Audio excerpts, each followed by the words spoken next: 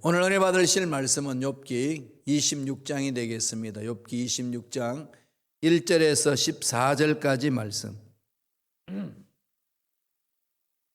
욥기 26장 1절로 14절 말씀 읽기 전에 잠깐 광고할까요?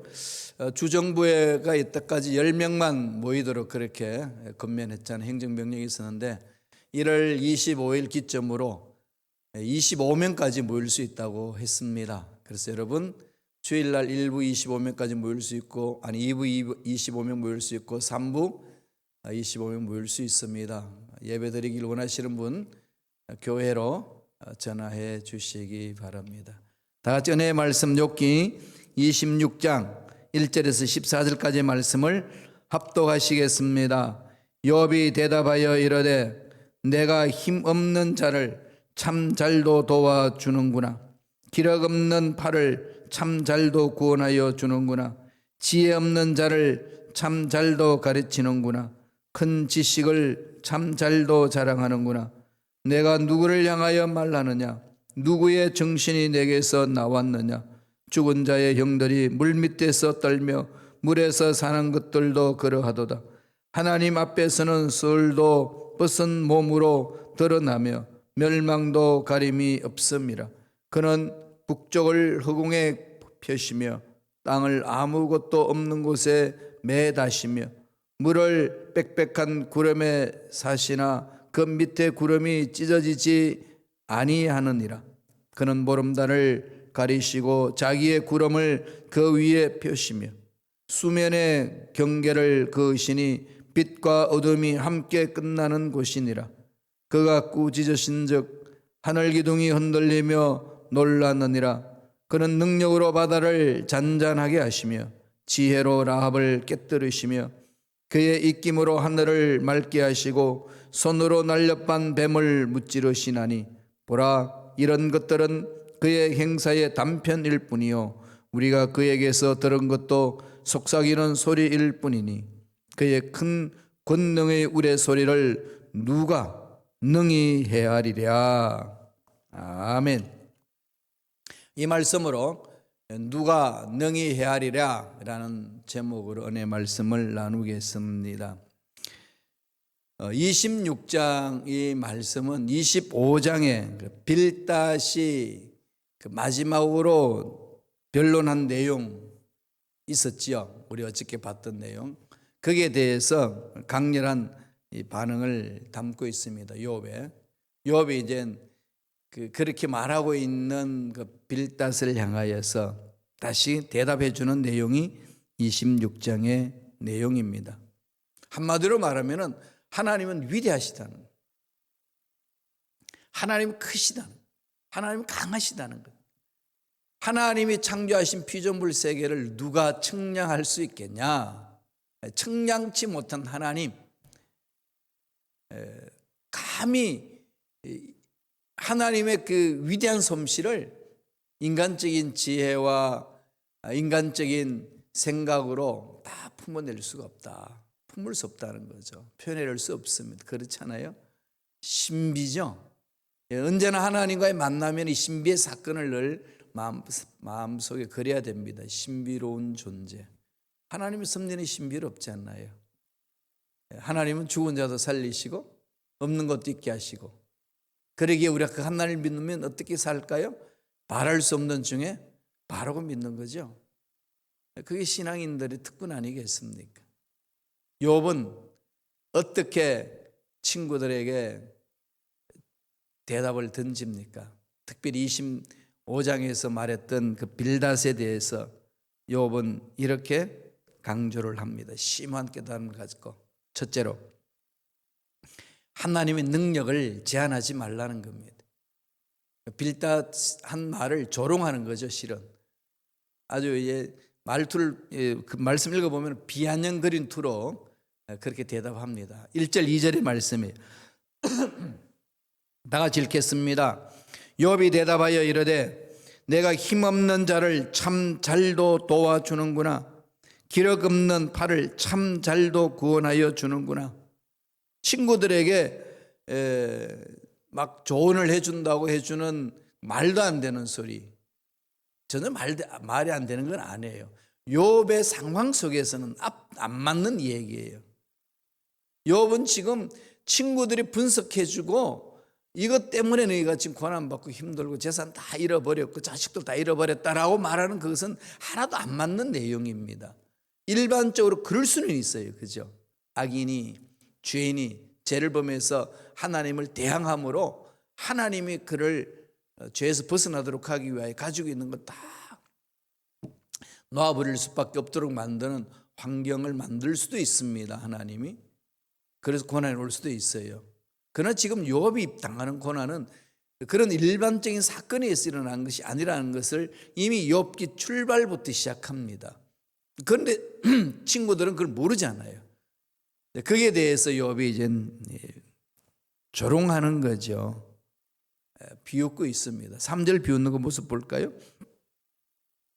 지혜 없는 자를 참 잘도 가르치는구나. 큰 지식을 참 잘도 자랑하는구나. 야, 너들 돕는 게 정말 기가 차다. 정말 잘한다. 크다. 지혜로운 말도 잘하는구나. 여러 사람을 잘 돕는구나. 정말 잘 돕는구나. 이렇게 말하는 것이 정말 잘 도와서 그런 게 아니라 뭐죠? 웃긴다는 거죠. 왜 이렇게 모르냐? 하나만 알고 둘은 모르냐? 그런 겁니다. 그러면서 4절에 한 방 먹이죠. 강하게. 볼까요? 26장 4절 뭐라고 그럽니까? 26절 4절 이렇게 말합니다. 내가 누구를 향하여 말하느냐? 누구의 정신이 내게서 나왔느냐? 네가 지금 말하는 게 누구한테 하냐 지금? 너 나한테 필요해서 그 말하냐? 아니라는 거죠. 누구의 정신에서 나왔냐 이거지. 하나님 이름을 가지고 이야기를 하는데 정말로 성령이 네 마음을 감동시켜서 준 말이냐? 하나님의 능력을 왜 너 스스로 제한해가지고 이러쿵 저러쿵 난리를 치냐? 말도 안 되는 소리라는 겁니다. 참 위로자의 영으로 찾아왔다면은 어떻게 내 마음이 위로가 안 되겠냐? 이거죠. 맞습니다. 욥이 주장하는 게 지금 정말로 구구절절에 맞는 얘기거든요. 성령의 감동으로 우리를 사로잡으면은 우리 마음이 녹습니다. 그리고 원수까지도 마음이 녹아내린다 그랬어요. 그래서 하나님 원수 갚는 것은 내 손에 달려있다. 맡기라고 그러지 않습니까? 하나님 하실 일이 있는데 하나님 또 그 하시는 능력이 위대하신데 자꾸 내 경험, 내 생각에 하나님의 능력을 가둬버리는 거죠. 이러니까 이 빌닷처럼 욥에게 엉뚱한 소리하고 엘리바스나 소발이나 똑같아요. 세 사람 다 엘리바스, 빌닷, 소발 다 엉뚱한 소리를 하지 않나요? 자기는 일반적으로 봤을 땐 똑똑한 얘기입니다. 이걸 가지고 뭐라고 그러죠? 똑똑 바보라고 그러죠. 똑똑한 것 같은데 바보 같은 짓을 한다는 겁니다. 우리 신앙인들이 정말 정신 차려야 될 부분이에요. 하나님은 위대하신 분입니다. 내 생각 속에 하나님의 능력을 가둬놔서는 안 돼요. 내 생각을 깨트려야 됩니다. 두 번째, 욥은 뭐라고 그러죠? 하나님의 위대하심을 찬양하라는 거죠. 우리들이 해야 될 일은 위대하심을 찬양하는 것 아니겠어요? 입만 열면 찬양하는 거죠.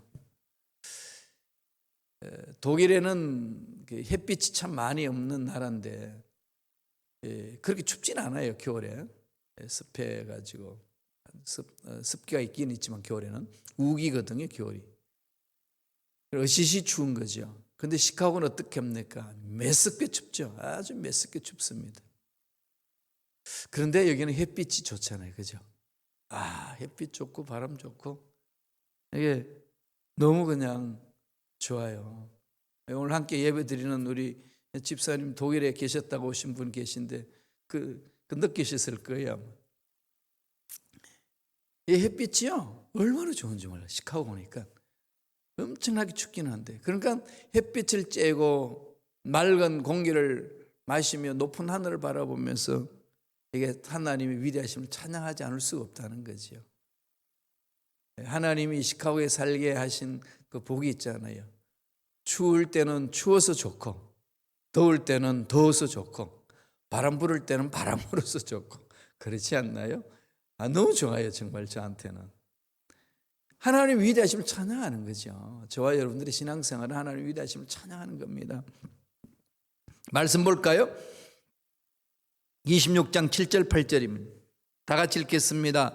그는 북쪽을 허공에 펴시며 땅을 아무것도 없는 곳에 매다시며 물을 빽빽한 구름에 사시나 그 밑에 구름이 찢어지지 아니하느니라. 하늘의 궁창, 땅 아래 궁창, 하나님이 창조하셨을 때 그 모습이잖아요. 허공에 펴시며 땅을 아무것도 없는 곳에 매다시며 지구가 이 우주 공간에 이렇게 매달려 있다는 걸 이렇게 표현했습니다. 그렇잖아요. 이 우주 공간에 있잖아요. 끈도 없어요. 그죠? 그런데 땅에 밑으로 떨어지지도 않고 그러면서 잘 돌잖아요. 그죠? 제자리에서. 이게 우연의 일치로 되겠습니까? 이게? 말도 안 되는 거지요. 정말로 창조주의 위대한 설계 속에서 이루어지지 않았다면 있을 수 없는 겁니다. 욥이 그 상황을 이렇게 바라보고 하나님의 그 계시를 마음판에 새기면서 높입니다. 땅을 아무것도 없는 곳에 매다시며 물을 빽빽한 구름에 사시나. 그러죠? 하늘 위에 이게 처음에 지구를 감싸는 이 궁창이 있었다고 그러잖아요. 수면층이 있었는데 노아의 홍수 때에 그냥 그게 다 내려왔다 이렇게 이야기를 합니다. 뭐 그게 어떻게 증명할 수 있는 길은 있는지 모르겠습니다만 성경에서는 지금 하나의 계시하기를 욥이 이야기하는 거예요. 물을 빽빽한 구름에 싸시나, 그죠? 물을 수면층에 있었다는 거죠. 그 밑에 구름이 찢어지지 않는다. 하늘의 궁창과 땅 아래 궁창, 하나님 창조 때 약속 말씀하셨던 것, 그 맥락 속에서 말씀하고 있는 거죠. 위대하심을 찬양하는 거 아니겠어요? 어느 인간의 힘으로 이것을 감당할 수 있었겠습니까? 그리고 그걸로 끝나는 게 아니에요. 10절 보세요. 26장 10절. 수면의 경계를 그으시니 빛과 어둠이 함께 끝나는 곳이니라. 와, 대단하지 않나요? 수면의 경계를 그으셨다. 온 땅이 덮지를 못하는 거죠. 땅이 있고 바다가 있고, 그래서 바다가 그냥 완전 땅을 다 덮쳐가지고 수장당하는 그런 일이 없도록 경계를 잘 만들어 놓으셨잖아요. 물론 지금은 남극 북극이 이렇게 막 녹아내리잖아요. 지구온난화로 인하여서 막 지금 녹아내리고 있어요. 그러다 보니까 물이 막 수면 올라오고 있죠. 이태리 베네치아 수상 도시가 물이 많이 올라오고 있대요. 빨리 코로나 끝나서 여러분 그쪽으로 여행도 가셔야 되는데 가라앉기 전에, 그지요? 지금 이 섬나라들이 많이 걱정을 하고 있습니다. 이 기후변화로 인해서 일어나는 현상이거든요. 그런데 하나님이 수면의 경계를 그으셨다. 그래서 물들이 다시는 온 땅을 덮지 못하도록 하셨다. 그 말씀이잖아요. 하나님이 창조하신 아름다운 그 멋진 상황을 지금 묘사하고 있습니다. 그런데 그렇게 창조한 모든 것에 대해서 하나님이 그냥 가만히 두셨냐? 알아서 그냥 움직이라 하셨냐? 아니라는 거죠. 하나님이 간섭하시고 통치하시고 다스린다는 겁니다. 26장 11절에 그렇게 말씀합니다. 다 같이 읽어볼까요?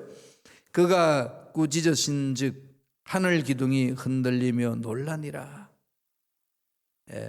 그러니까 구름을 덮을 때도 있고 그 다음에 구름을 흔들 때도 있고 천둥 번개를 쳐가지고 비가 그냥 쏟아지게 만들기도 하고, 이건 인간이 못하잖아요. 그죠? 아무리 자연과학이 발달해도 천둥 번개를 만들어가지고 치게 하고 막 하늘에서 비가 막 떨어지게 하고 불가능한 겁니다. 하나님이 섭리 안에서 그렇게 창조하셨고 그 섭리 가운데에서 다스리신다는 거죠. 13절 보실까요? 그의 입김으로 하늘을 맑게 하시며 손으로 날렵한 뱀을 무찌르시나니. 우주 만물을 확실히 장악하셔서 흔드신다는 거죠. 맑게 하시기도 하고 구름을 확 끼게 하시기도 하고 비 오게도 하시고, 또 날렵한 뱀을 뭘 상징하죠? 사탄. 그 사탄들의 세력도 하나님 파괴시키시고. 하나님 손안에 있는 거죠, 다. 하나님이 사탄과 싸우는 게 아니고요. 하나님이 다 창조 속에 그 반란군 사탄들이 반란해가지고 반란 일으키고 있을 뿐이에요.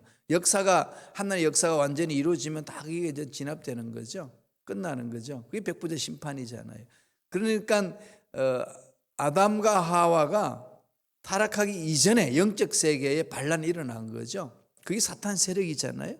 그들이 창조한 피조물 세계, 하나님이 그들을 대신하여서 인간을 창조하셔서 찬양받으시길 원하셨던 그 아담과 하와에게 접근해서 넘어지게 한 거죠. 그래서 하나님 창조하신 피조물도 사탄들이 지고 흔들었습니다. 그리고 예수님이 오셔서 다 그것을 끝냈잖아요.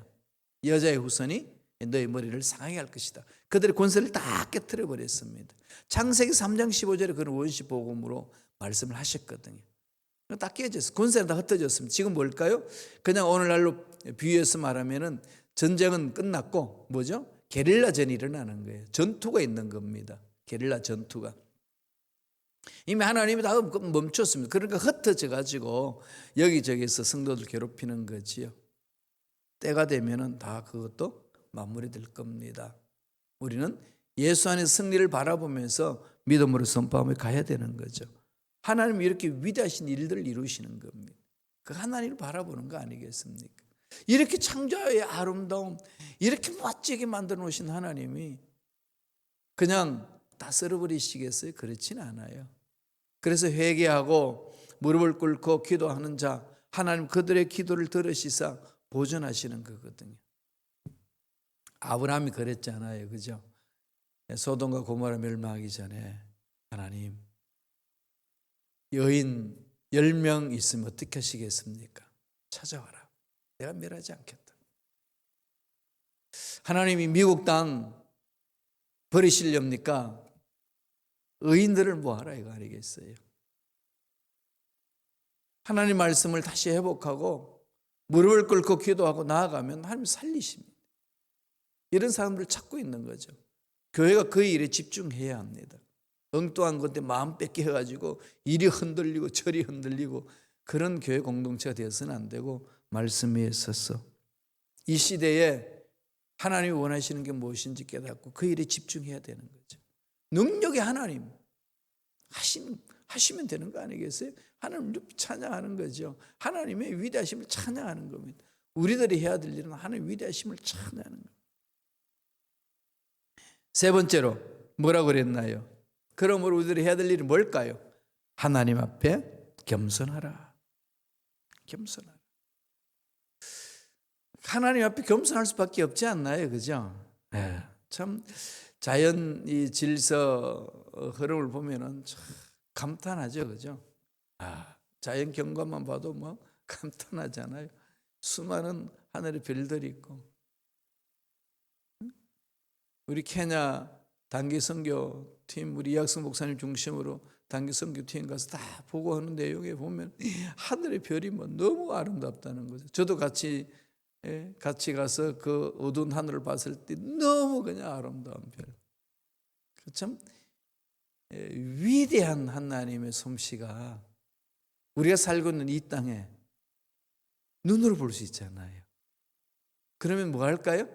찬양하고 겸손해야죠. 지극히 정말 작은 존재가 이러쿵저러쿵 말하는 게 참 어리석지 않겠습니까? 욥이 그런 하나님 위대하신 하나님의 능력을 바라보고 친구들에게 해주는 말입니다. 14절이에요. 26장 14절 다 같이 읽어볼까요? 보라, 이런 것들은 그의 행사의 단편일 뿐이요 우리가 그에게서 들은 것도 속삭이는 소리일 뿐이니 그의 큰 능력의 우레소리를 누가 능히 헤아리랴.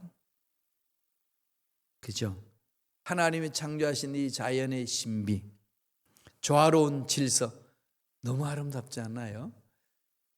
지금 교통사고로 죽는 사람이 참 많잖아요. 그죠? 전쟁 때, 월남 전쟁 때 죽어가는 사람보다 더 많다고 그럽니다. 교통사고로 죽는 숫자가. 왜? 운전수 한 명씩 다 붙여놨잖아요. 그래도 그냥 사고 나요.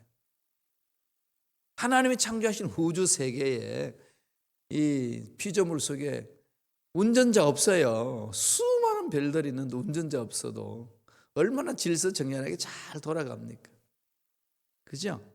수십억 개의 별들이 있는데 잘 질서정연하게 돌아가죠. 해하고 달하고 지구하고 이게 거리를 잘 유지하면서 한 번도 부딪힌 일이 없습니다. 하나님이 자연의 창조의 질서는 그렇게 아름다운 거죠.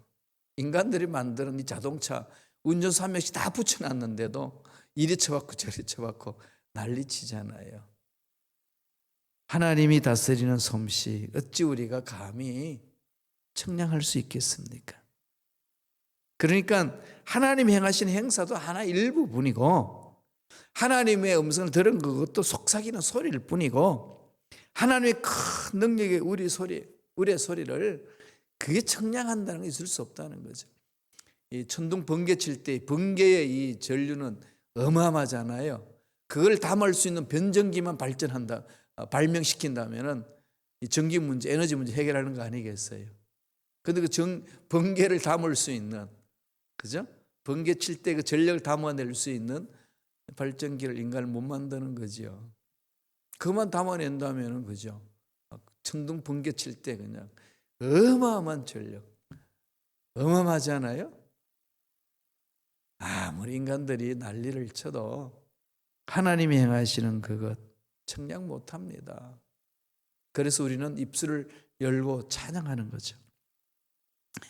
하나님의 위대하심을 찬양하는 겁니다. 힘들고 어려우셔도요, 하나님을 찬양하십시다. 바울과 실라가 복음을 전하다가 감옥에 잡혔을 때 뭐 했나요? 찬양했잖아요. 그죠? 하나님께 찬양하며 감사했습니다. 온몸이 흔들려 버려요.